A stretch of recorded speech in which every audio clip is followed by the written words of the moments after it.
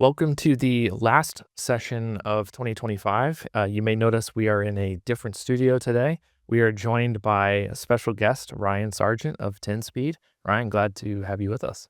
I'm excited. I'm the first guest. Yes, yeah, super excited.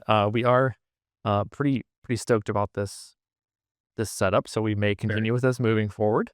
But either way, great for today and for this conversation. So we're excited to have you. Last week we talked about, or not last week, last session we talked about how a lot of different leaders throughout B2B were talking about B2B, or sorry, 2026 planning, and that was very broad marketing advice. And so today we wanted to now take it a level deeper and really talk about, like, what does content strategy look like in 2026? So how are we adapting, and there's both, like, we've talked a little bit about, like, not a little bit, we've talked a lot about how, like, optimizing for AI search, and so then today talking a little bit more about, like, the impact that AI tools are having on bandwidth, velocity, and just overall content strategy as we're talking, kind of going into 2026. So that's the plan for today, and we're gonna, I guess, jump right in. Cool. But yeah, any piece of that, I mean, we can kind of start with, like, the velocity side of it, but if there's anything kind of more broad, Ryan, that you would want to start with, we could go there.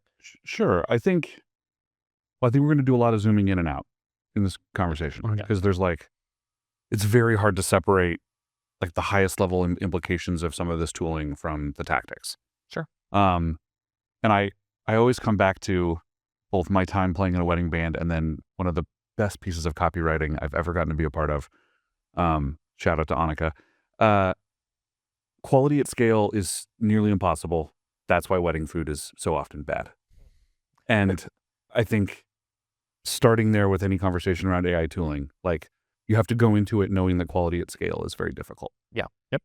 And all of the conversation around velocity and stuff has to kind of flow from that. Yeah. For me. The velocity thing is interesting because it is a function of that quality and the tolerance for that. And we have seen, even just in the past year, I think both, like, with clients, with prospects, and just, like, seeing people talk throughout the internet, like, there's a lot of this paradox, right? Where, like, you can be really, really stingy on the quality of content, but then throw all of that out the window and be like, look at this amazing thing that AI did. Right. And you're like, if you were handed that and knowing it wasn't AI, you would tear it apart and think it was miserable. Or, like, just, so there is a little bit of that, like, figuring out, where you find that line of quality and velocity for sure. Yeah, I think the velocity piece is something that all marketers have had to adapt to recently. Yeah. I mean, don't worry about your M dashes. Like to zoom all the way back into tactics as far as possible, and we'll come back out. Like, that's just not the place where you can win there. You're not gonna win big enough to matter anymore. Yep. Yeah. I think one thing too about velocity, which is important because I think these tools, AI tools in general, have enabled obviously a high velocity, right? So the, like, ability to go very fast is now just there. Like, if you choose to go that fast, you can. And I think the big thing that we'll probably talk a little bit about more here, and I know you probably have some thoughts on, which is your whole point about scale, is that you have to be mindful of that speed. It doesn't just mindlessly go fast now that you can. Yeah. And I think there are a lot of, I don't know, there's a lot of conversations, discussions online about, like, just producing versus that quality component. Yeah. Yeah. We've been able to win in the past with speed. If you're producing something that your competitors are not, I'm thinking here specifically of, like, content, Mhm. then you've got a great shot at winning, right? You're going to be able to do something there. You can also win with quality. And there's two very different ways to differentiate yourself. And there's an argument that you should just zig instead of zag. If everyone in your space is producing a lot of slop, maybe it's time to double down on the quality piece instead of the velocity piece. It doesn't mean you don't use AI, and it doesn't mean that you can't create systems and processes to generate something at scale. but I think that's one of the places where don't blindly follow. Yeah. And the disruption happening in our space right now doesn't, if anything, should make you even less likely to follow. Yeah. Yep. Step outside your comfort zone and try something new. Yeah.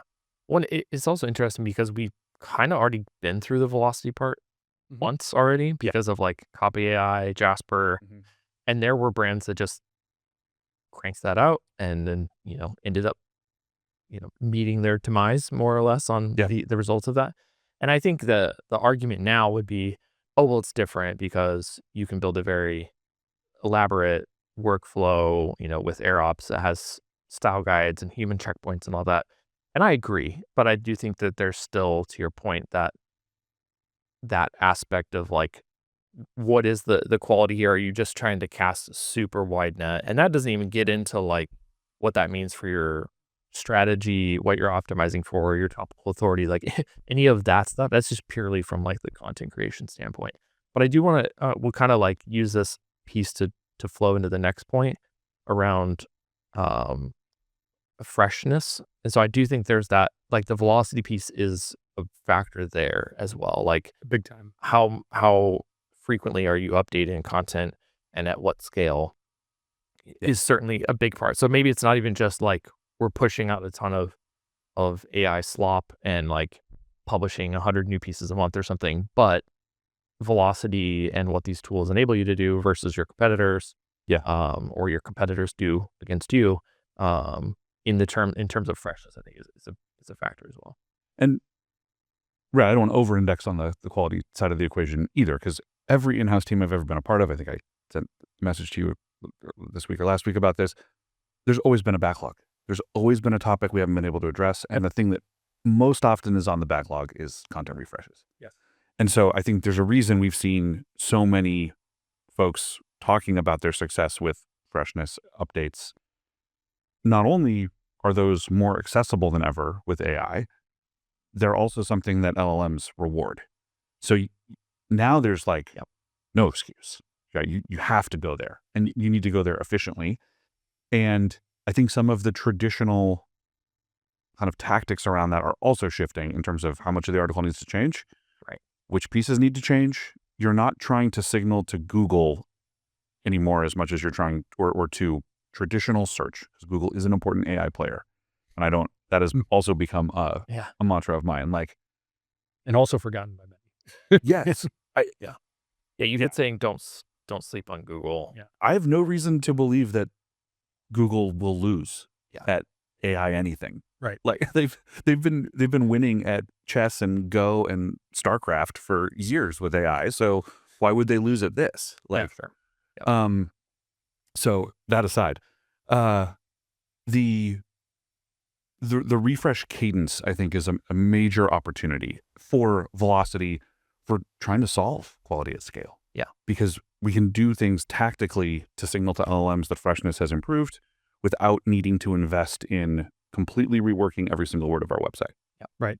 I think, to that point, it's really interesting that these tools have enabled, I mean, it's almost like, I don't know the best way to put it, but the speed in which you can do the refreshes is nearly limitless, right? So before, you were, from a planning perspective, thinking, and this is where we've run into challenges with, building roadmaps and how we prioritize and all that is, how often do we do this? Where now you can, like, what you're getting at is like, you can do it and build a workflow to do it almost constantly, which I'm curious about where that lands. Yeah. 6 months, a year, 18 months, 2 years, in terms of just like, I don't know how algorithms look at that. And is there almost like too much freshness where they're like, you're gaming the system I think by keeping things up to date so often, but there's something interesting there. If you're obsessed with freshness around your evergreen content, you're just gaming the system. And that will certainly still work today, and we'll see what happens. I think that's a piece of this whole AI puzzle, though, is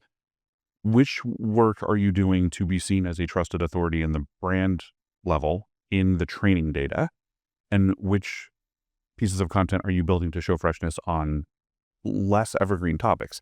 That's the other piece of the backlog that never got cleared, was, can we just publish about this? Can we just publish about that? The to-do list of stuff where the juice wasn't worth the squeeze. Yep. was never ending. And now we can produce something, not slop, not Shakespeare, to cover those use cases. Right. And that is the stuff that they're never going to put in the training data. It's not worth the compute. So we can become the thing that AI cites for that at a higher velocity. Yep. Yeah. So I think you started to touch on it. One of the things that I wanted to specifically ask was like, around the velocity of refreshes and the ability to potentially do that. Like, what does that mean for teams as they're building the content strategy? Because that was, I've been on podcasts and did a webinar with ClearScope and all the stuff around like content decay and having space in your roadmap each month or each quarter to be able to address decay and to refresh content. So like, is that like ultimately just still part of the roadmap that you're kind of creating that lane, or is it fully automated? Like, kind of just, this is the first time we're having this kind No, of, I know. like, This is, we're talking about 10 speeds H1 OKRs here. Like, this is, I would love to automate it fully. I don't know if the tooling is quite there yet. Yeah. In part because of variables. And this is where we get into like the scale piece of the tactics. What works on Webflow still might not work on WordPress or vice versa.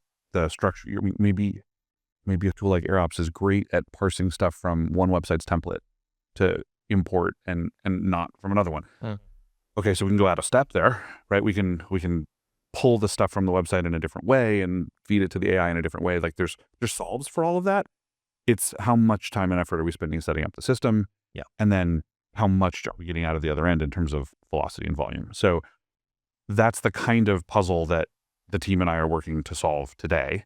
In terms of, getting a tool like AirOps to produce a brief, it'll produce a brief very fast.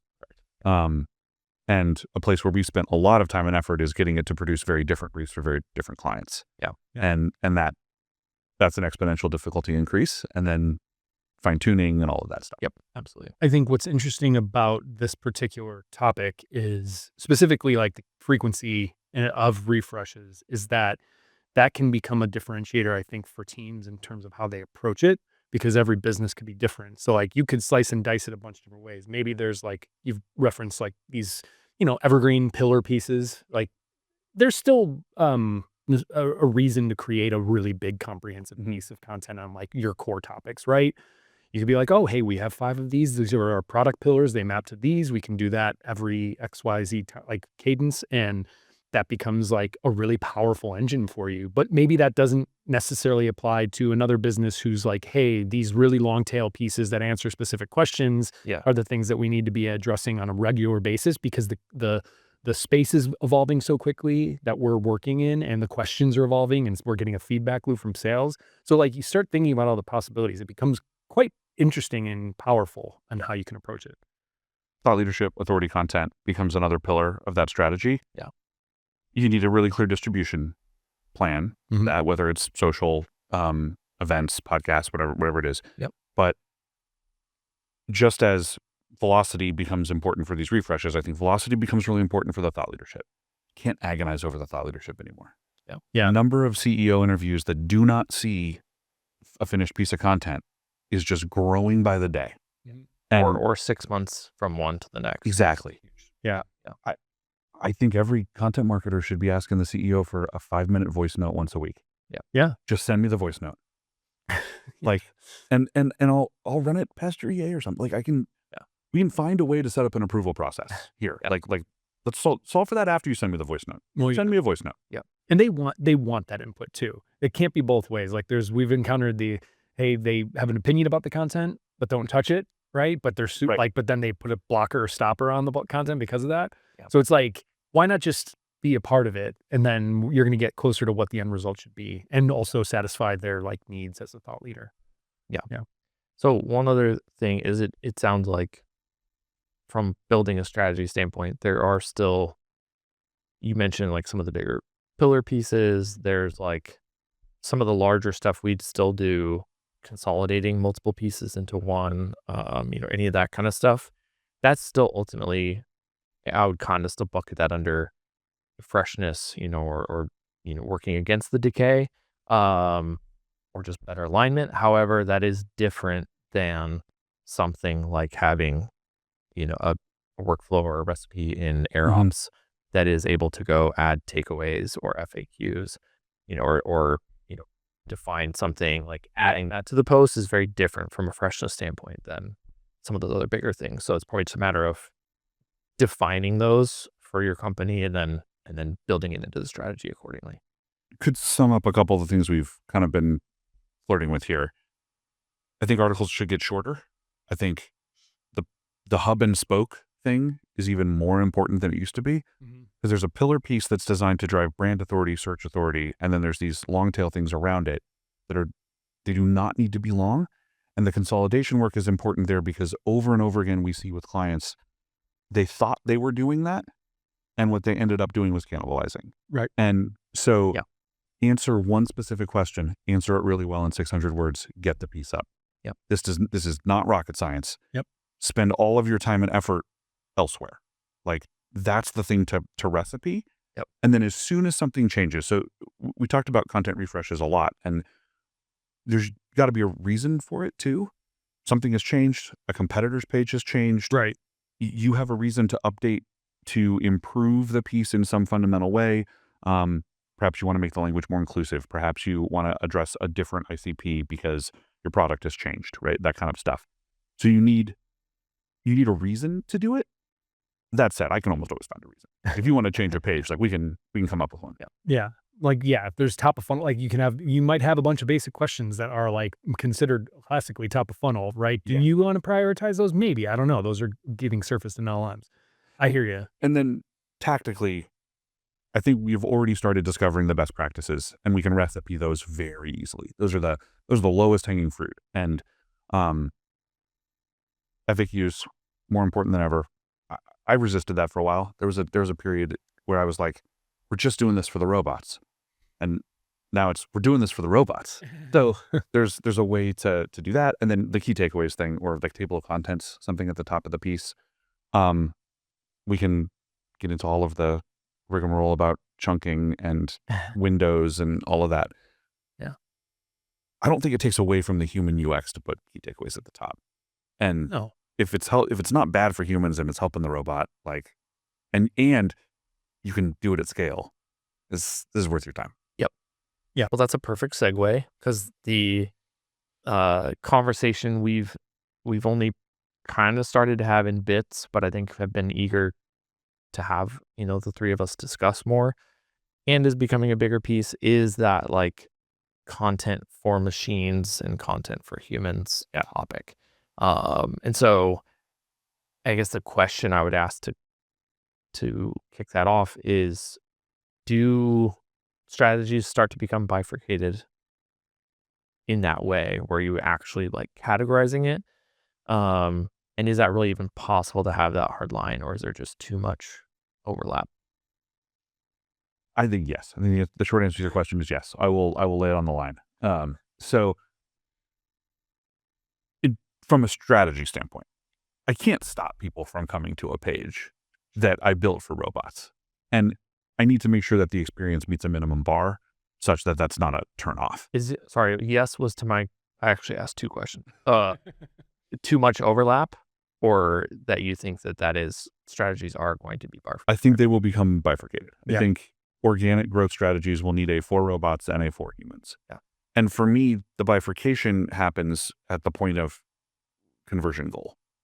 The stuff for robots doesn't convert people. Nobody makes a purchase. I mean, I read AI overviews every day. Yeah.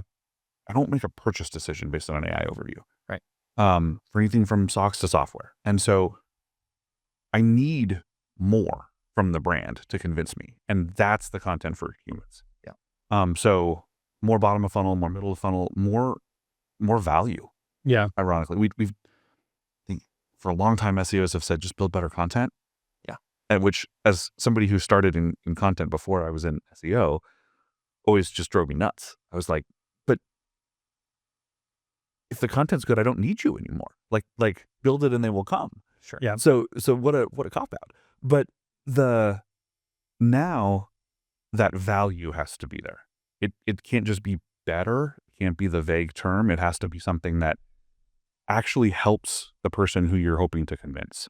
And that isn't something we can cook up a recipe for in the same way. Right. And so like, that's the other reason I think it's going to be bifurcated, is that we're going to be able to disproportionately put human effort and resource into converting humans, and then put resources into using robots to help us achieve velocity for the robot half of the equation.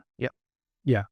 And that's like, we know some companies have started doing this. We've started testing this where, like,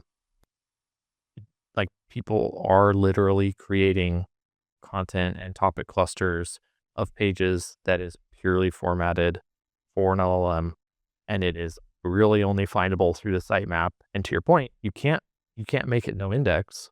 Yeah. Because then the LLM is not necessarily going to find it. I mean, you can go through and try to tailor which crawlers do and don't find it, but like, it's going to be discoverable. And so it can't be a crappy looking or just straight binary or something, but like, but that is ultimately the reality. And it is very, very much like that is, I would call that content for machines. And it is that, And just to say it out loud, none of the three of us in any way advocate like black hat SEO tactics here. Like, Correct. do not put white text on your website that gives the LLM instructions. Right. That's awful. And for so many reasons, don't do that. Don't stuff your footer with, exactly exact match anchor text links to a bunch of similar pages. But I think like things like key takeaways, that is the equivalent of put the keyword in the H1.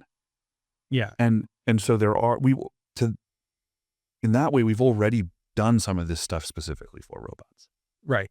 And that's not changing. Yeah. So. And also, if, we always lead and still believe, like, and Ryan already said it earlier, like, we're focusing on ICP and leading with like our strategy with what we believe the audience and ICP needs from a content perspective that should flow into a bunch of tactics that turn into like, this is kind of being designed for making sure that it feeds an LLM or a robot versus a human. But it's still rooted in the idea that what you're creating is it should provide some sort of value to the user, ICP, and or brand all at the same time. Because you're not going to go there's a necessary evil. Like, you might create a cluster, and yes, there might be a piece that you create that's like related to that, and it enforces and solidifies that theme or topic for you as a brand, but maybe isn't like going to be the like end all be all to converting that user, but it lifts your brand up because it makes you more of an authority on that specific cluster or topic, right? Mm-hmm. So it's like, it's super nuanced in where the for robots and humans is from a tactical perspective, like lies, which is where it gets kind of difficult to prioritize teams. I can give you examples. Please. That I was thinking of, I was actually thinking of chess again. There's the very high level, like, robot content, like, here are basic chess openings.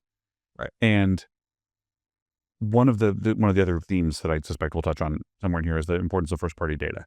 So like, right, chess.com knows about all the chess I've played. And they could easily send me content that says, hey, you played this opening 3 times. Here's had to be better.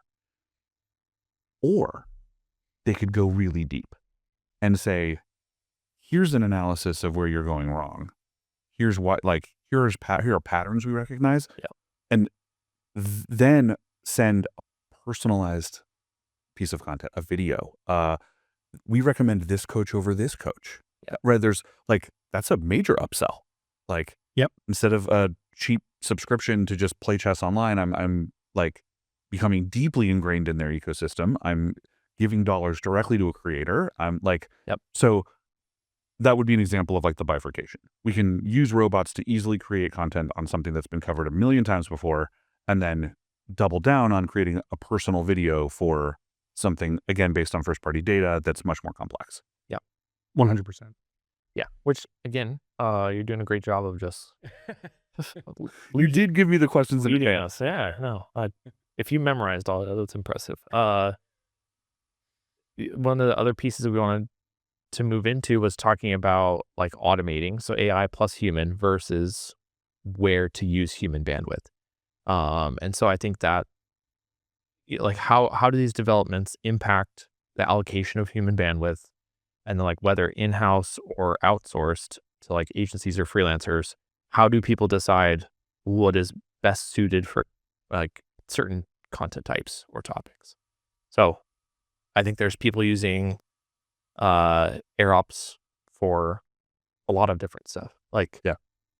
listicles, bottom of funnel content, top of funnel content, thought leadership, like converting transcripts, repurposing content. Like there's a lot. So even just thinking again about someone who's trying to think about their content strategy for 2026, like how do you decide what goes where? Yeah. Okay. I'll let you. Yeah, you go first. So places where you have deep domain expertise, you got to pick the right tool for the job. That's probably not where you should outsource. Like, don't outsource the thing you're already good at. Right. Do the thing you're good at. Yep. Outsource the thing you're not good at that you know will work. Because then you're not placing a bet both on the strategy and the execution.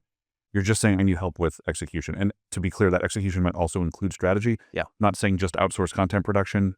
I'm talking like very broadly here. Yep. Maybe I'm great at paid ads and I know organic could be powerful for us and I need to outsource that. Just like the plug 10 speed.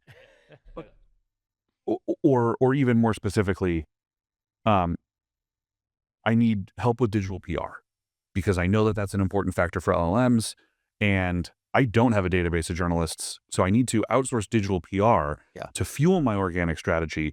But I actually have a CEO that sends me those voice notes. I don't need help building social posts up for my CEO. Sure. That would be an example of like, Yep. Maybe how to go about making that decision. I also think automation wise, figuring out how AI can best serve your exact use case. And so like, it's the place where first party data comes in. It's where a tool set comes in. You get to decide and say, I have all of the building blocks to build a great piece of automation here, but not here. And trying to shoehorn something into an AI workflow when you don't have the building blocks, you get out what you put in. And that's one of the things I've seen over and over again with AirOps. We keep bringing this up.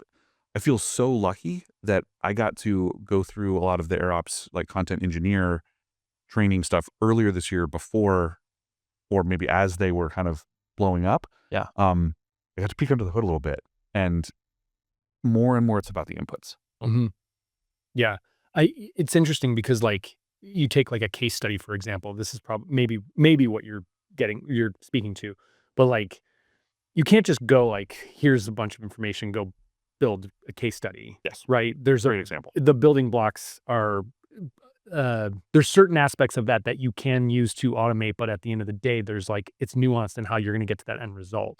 Where I think like certain pieces of content can be super 100-ish% AI, but like that, it actually like as you move down the traditional quote unquote funnel, it becomes more piecemealed or like very specific that you need to stitch things together in a way that's like going to actually benefit the end product. Yeah.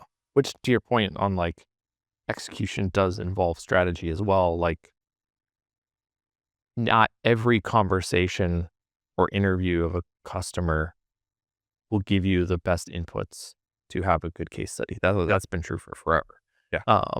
So knowing like you have to have the building blocks, but even if your input to those building blocks is bad or it just doesn't fit right. So like knowing how to ask the right questions to get the right answers to then go, like there's a lot of pieces to that. Yeah. Go ahead. I even, in parentheses, I think being concise is more important than ever. I think the raw volume of content, the velocity of content. Yeah. If when in doubt, trim words, trim time, niche down. Yeah. Like that's like a separate like how to content. Yeah. Nugget from me. Sure. In terms of things like the case study, I actually think some of that decision making on the human side starts even sooner. Why did I choose this customer to interview? Yeah. Which 3 questions can I ask that aren't part of my standard script that really get down into the nitty gritty of why this customer matters? Right.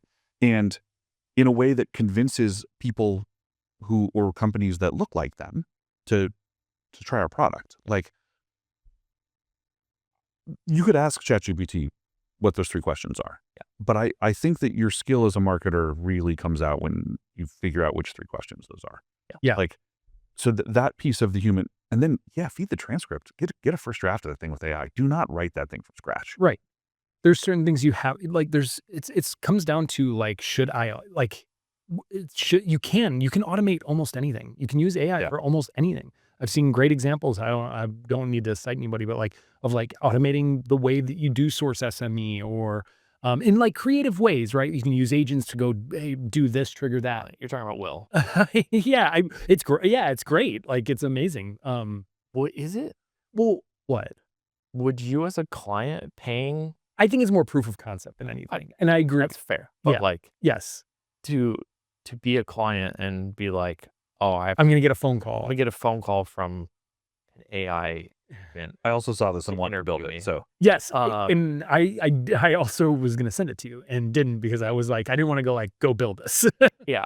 I love it as a proof of concept, but that was my immediate thought was like, this feels like there are more ways for it to go wrong than Yeah, but I it think to that go that's right. a good example of, like, that's super interesting, you can do that.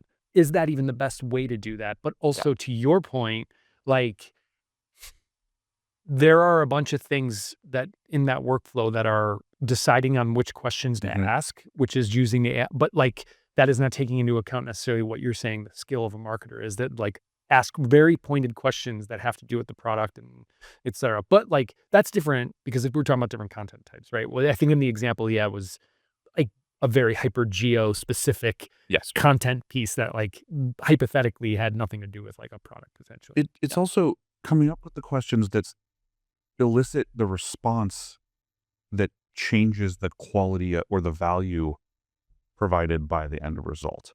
That's a lot of links in a chain that AI is doing better and better with that kind of reasoning. Yeah. But narrative is still a weak point, I think. Yeah. For AI, and narrative that both combines intellectual value and emotional response.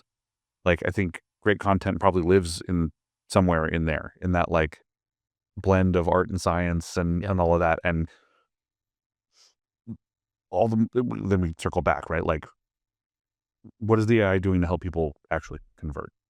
And Yeah. where do you automate and where you spend the human capital? And the humanity has to happen closer to the conversion than it used to, because top of funnel content isn't human time anymore. Yeah. Yeah. Also, one thing worth saying, which is related to all of this, because I don't know how you guys feel, but the reliance on these tools and building a lot of, like, your content operations on top of it, um, has some risk to some extent. Not necessarily like an AirOps or anything, so I don't want to, like, call it out like that. But, like, personally, I've noticed a major decrease in quality on ChatGPT over the past, like, month, and I'm not doing anything different. But, like, the out Switch to Gemini. yeah, yeah. Yeah, for sure. Well, but, like, and there's certain tools that are getting they're sustaining quality and all that, but, like, there's a risk potentially, right? In being like, "Hey, I'm gonna automate everything and use AI for all of this," when we still don't know the future of how those things are gonna change. Because, like, I can tell to some extent some of the questions and outputs that or answers I'm getting for certain things are likely being informed by tweaks they're making based off of, like, public perception and feedback. Like even just as recently, it's become less the M dash, right? Yep. But then, like, it's become less agreeable. It's like less. It's actually not stating the, like, great idea. It's just like, here's the thing, because it's So I think there's an aspect of that, like, future proofing considerations need to be taken into account there. Algo updates have been part of our world for a long time and are clearly not going away. Exactly. It's the AI version, LLM version of algo Yeah. updates. Yeah. Yeah. Which absolutely impacts the quality of results. Yes. Sometimes for the worse or sometimes for better. Yeah. Anything else on the how to allocate bandwidth, like automation versus human bandwidth? Yeah, for everything we just talked about, at the end of the day, I don't think marketing's first principles have changed. Our job to be done at the highest level hasn't changed. And therefore, like, from a strategy standpoint and where do you allocate resources, that probably hasn't changed quite as much either at, like, the CMO level. Like, where are we doubling down on a bet that's worked? Where are we iterating to try to like eke more out of something that's kind of working? And then what big swing are we taking with a disproportionately small amount of the budget to try to uncover something new or gain traction in a new area? Yep. And how do all those things relate to the product? How do all those things relate to business goals? Like Yep. that process is still that process. And like you can find the spot where the AI piece overlaps with the double down piece. I mean, pour gas on the fire. Go, Yeah. go, Yeah. go, go. Yeah. And I think the thing I've said a couple times lately, and we'll say again on that note, is there is an overwhelming focus on all of this as it relates to content creation. Yes. This is very much what we've been talking about. There are so many things, workflow wise, task management wise, like all of those things, you could not change how you're creating content at all and literally just still gain, 30, 40% in bandwidth and improvement just by using AI in other areas. So Right. I don't think it's entirely just a how do we create the content, but like the content operations overall, I think is definitely a really important piece. Yep. With that, I want to move to the last topic, just make sure we have plenty of time to talk about this. My concern through all of this, I felt as though we were getting to a much better place of people understanding that it wasn't, SEO is not just like, we got to have all the traffic. Hmm. And we were really starting to orient around business impact Yeah. conversions. And now everyone's attention has been flung to discoverability Mm-hmm. across many, many surfaces. And so my concern is that now marketers, content strategists, as they're thinking about 2026 planning, is going to be just so heavily oriented on discovery, which you can't not have it. I'm not saying that, but not enough focus on what's actually driving conversion. So earlier you mentioned, like some of those pages or, things you're doing for machines, the machine isn't going to convert, at least not for quite a while until there's an agent that is making software decisions and stuff for companies. But, so let's talk about like for people who are feeling the pull to be much more heavily oriented on discoverability, how does your content strategy continue to account for what needs to actually drive conversions in 2026? I feel like you should go first on. Oh, really? I mean, content I'm we're still, I think I can say that, very big believers on the fundamental pieces of content that we know to have high intent and drive conversions, right? Like there's, if anything, in the now popularity and growing popularity of AI and LLMs and all that, it's even more important. And I think that that's like just industry wide kind of becoming more known. That being like, not only core marketing pages, but also like lower funnel pieces that are comparison pieces, your brand versus another brand, breaking down pricing, all these things. And then there's tons of things which we talked about on a couple of the recent episodes around getting creative with that type of content. Yep. So that I think is very much still going to be the thing. I'm answering this question, right? What ultimately will drive conversions? Content type? Yeah. Well, how do you make sure your strategy is accounting for that? Yeah. Like I think if anything, this is the opportunity to double down on those because we have seen through the data that is actually something that not only continues to drive a really high quality business impact from like just traditional search, but like we've gotten signal from LLM referrals that does too, even though it is, which I love, you can elaborate on, is still a very, very small piece of the pie.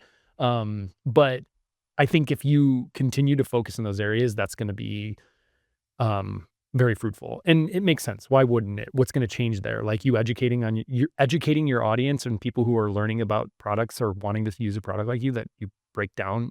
If anything, I would say, and this is the last thing I'll say, so I don't like to steal all the thunder. This is the opportunity. And I think I'm not trying to crib it from other people, but for that content to get as authentic and transparent as possible. Like no marketing speak, like really, really literal around the value and just like no fluff, right? Like shoot people straight. If you don't have the product, which we've talked about, that can if you can't cash the check, then you shouldn't be probably creating the piece of content because you're just misleading. But that's the type of stuff that's going to win. And I agree. yeah. Yeah.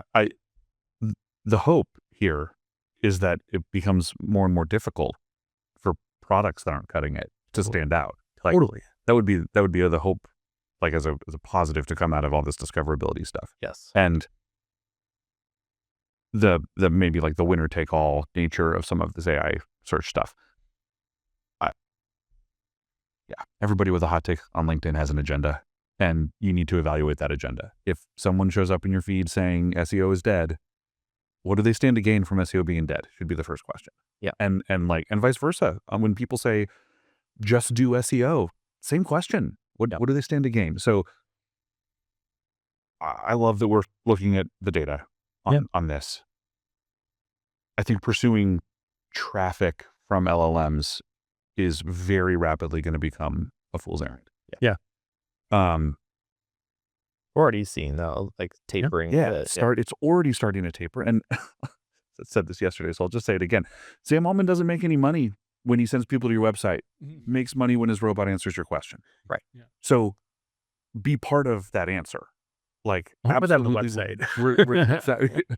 but like you can't expect, but all the lessons that these platforms have learned over the last 20 years, because I realized I've been on Facebook for 20 years, is those lessons filter down. Like OpenAI has learned about organic reach, which was the thing that we were all talking about more than 10 years ago. So that piece of it, more than ever, intent is huge. Traffic, mostly vanity at this point, or perhaps a leading indicator, I guess, if you really want to try to make it happen. So I think all the more reason that being really intentional, and I use that word intentionally for the triple header, that we want to make sure we're showing up in the answers to the questions that are most likely to be asked. But people who are most important to us. And that goes back to like the marketing first principle thing about like, how do we meet people where they're at? How do we make sure that we're in a way that has a great UX, great CX, speaking to their needs at the right time in the right place? And like, that hasn't changed. Nothing about that is going away. Well, yeah. And it's, I think that, I agree on like the traffic piece, which is interesting because, you mentioned people saying SEO is dead. That was very much the narrative at the beginning of 2025, especially Q2. And here we are looking at some of our clients' data across quite a few, like organic traffic up year to date. Maybe not a lot, but it's not down 40%. And traffic from LLMs up, and the net conversions across that up, And so I think that like that's certainly a piece of that.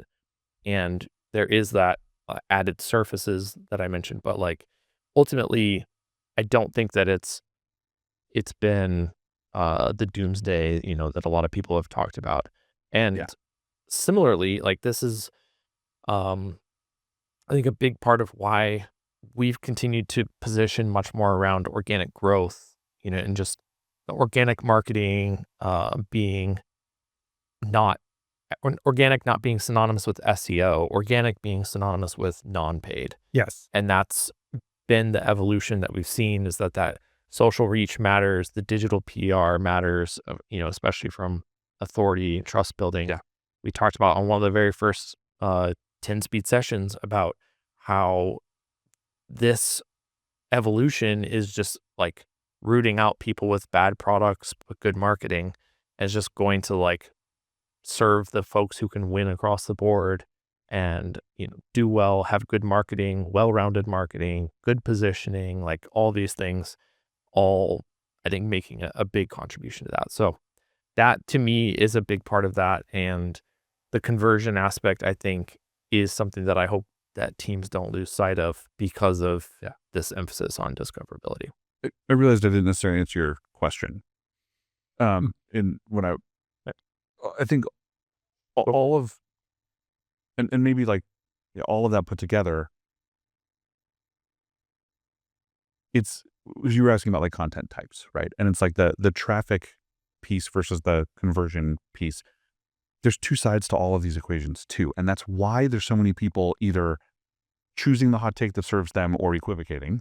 Yeah. And it might just be two yeses. And the example here is your website. I just said Sam Altman doesn't make any money when he sends people to your website. I also believe that your website is more important than ever. Yeah. Because of the human nature of those conversions. So what content is going to succeed? I think your website's got to be super on point, concise, easy. I mean, mobile accessibility. Yeah. We've been talking about that. Totally. Right? How fast does the video load? Yeah. We talked about this yesterday, remember, about how like just the fundamental, like the house needs to be really sturdy. Yep. Yeah. And so all of it can be both of those things, right? Like, yeah, both and. More of the journey happens off your website, and yet your website's doing as much work as it's ever done. And I think that's true for many content types. I also am excited to see brands just completely throw out the playbook and try something brand new. Yeah. I want to get a coffee table book in the mail. Yeah. I would never forget that brand if that happened to me tomorrow. Yeah. Yeah. Yeah. Totally. I think the challenge that we face as marketers in our industry always, and now more than ever, is that shiny object syndrome. It's like we're always trying to figure out like this new, crazy creative way to target the audience or get the audience and all that. When at the end of the day, the canvas is still the same. It's just that like there's more colors available. There's like, or new brushes available. Yep. Like, so that's why I have no problem saying that like these things that have worked can still work. It's just in how you craft it now. Like that changes, right? That's why it's like, okay, be more transparent, be more authentic, right? Whatever that plays into in terms of like the end product, get creative, but like still there is a I don't want to say formula, but a format, right? That still applies.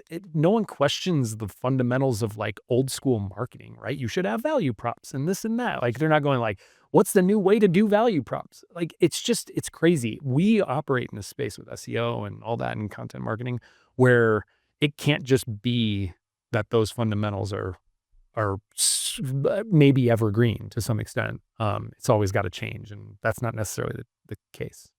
Jobs to be done. Yes. Right. The job for marketers has not changed. The tools we do it with, the form has changed. The job itself has not changed. Yeah. Yeah. Jobs to be done is a good one to anchor to because that does not change, and that framework is great. Yep. Anything else you want to add for someone who's thinking about how the heck to try to build a content strategy? I mean, I would add, stay nimble. Like, don't try to lock yourself in a room and a whiteboard and build a whole year's worth of stuff because I don't think that's going to end well. So that'll be fine. Still think 90 days is right for that. That hasn't changed for me. Yep. From a planning perspective. Yeah, less than 90 days of content strategy, and you risk not seeing the results, and you risk not investing in a lane essentially enough. But more than 90 days at this point is wild. Things are moving so fast. Yeah. I think it's more important than ever to control your experiments. Like, and we've said things like value, authenticity, right? We've maybe touched on a couple weasel words. Allocation. And so like, fair. So what I would want to add is like super specific, direct stuff. And so controlling your experiments is, I think, more important than ever. When you both doing experiments, saying, this is a thing we've never tried before that I want to try. Here are 2 sentences about why I think this will work. I'm spending 5% of the budget on it. Here's how I will know if we are successful, and I should spend 10% in the next 90 days. Right. And you could do that with a podcast. You could do that with like, pick your poison. Yep. But do that and accept failure on it, because that is the only way now that speaking of velocity, that is the only way to like prove out your ideas. I reread Traction recently. And obviously the tactics are are pretty out of date at this point, but the philosophy of what achieved this level of growth won't be the channel or method of marketing that gets you to the next level of growth. Yep. I think that is absolutely still true. And I think try stuff, test and fail still works. So like that's a pretty specific piece of content strategy advice. And then I think along with that, being really clear about what those lanes are, saying, Yep, we're doing X, not Y. And then very, very tactically for content marketers, because things are changing so fast, however much space you had in your roadmap or in your day-to-day that was for random ad hoc requests from stakeholders, double it. It's going to happen. Yeah. Somebody's right. Something's going to happen. Your contractor's going to disappear on you. Your CFO's going to make your contractor budget disappear on you.